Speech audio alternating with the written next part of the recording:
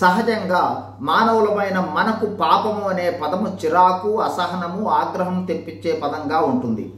అయితే మానవులమైన మన అందరిలో పాప నైజము అంతర్లీనంగా అదృశ్యంగా ఉంటుందనేది వాస్తవం. దేవుని ఆజ్ఞను అతిక్రమించుటయే పాపము. మానవునిలో ఉన్న పాప నైజం వల్ల చేయు క్రియలు మనకు కనిపించే పాపాలు. అవి అబద్ధములాడుట, దొంగతనము, గర్వము, మోసము, మోహపు చూపులు, వ్యభిచారము, చెడు తలపులు, దుష్టత్వం మొదలైనవి ఎన్నో మనలో ఉన్నాయి. ఈ పాపములన్నిటికీ కారణం మనలో దాగి ఉన్న పాప నైజం. పాపము చేయువానికి తృప్తి ఉండదు. పదే పదే మరలా ఆ పని చేస్తూనే ఉంటాడు.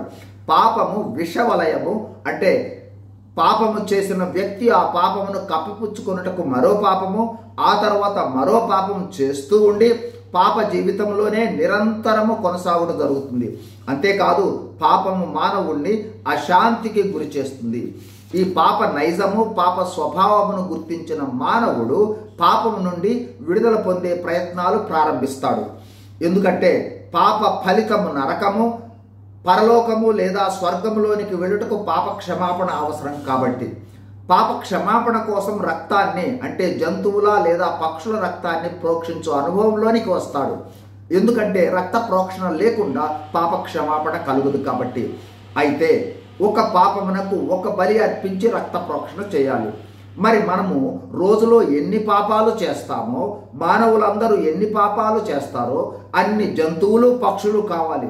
అంతకు మించి ప్రతి దినము కావాలి.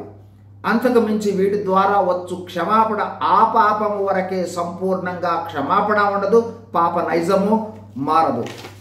ఈ విధమైన మానవుని యొక్క నిస్సహాయ స్థితిని గమనించిన దేవుడు ఆలోచించి సమస్త మానవాడి కోసం పాప రక్షణ ప్రణాళిక సిద్ధం చేసి అమలు చేశారు. మానవులందరి కోసం, అందరి అన్ని పాపాల కోసం రక్తము చిందించేందుకై దేవుడే మానవునిగా క్రీస్తు ప్రభువు వారి రూపంలో పరిశుద్ధ బలిగా అర్పించుకొని పాప ప్రాయశ్చిత్తం చేశారు.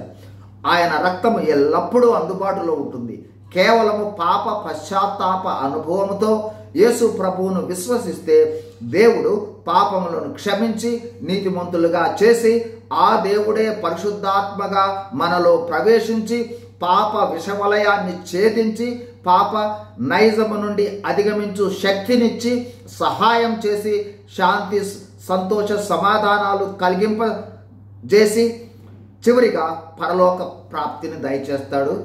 God bless you. Thank you.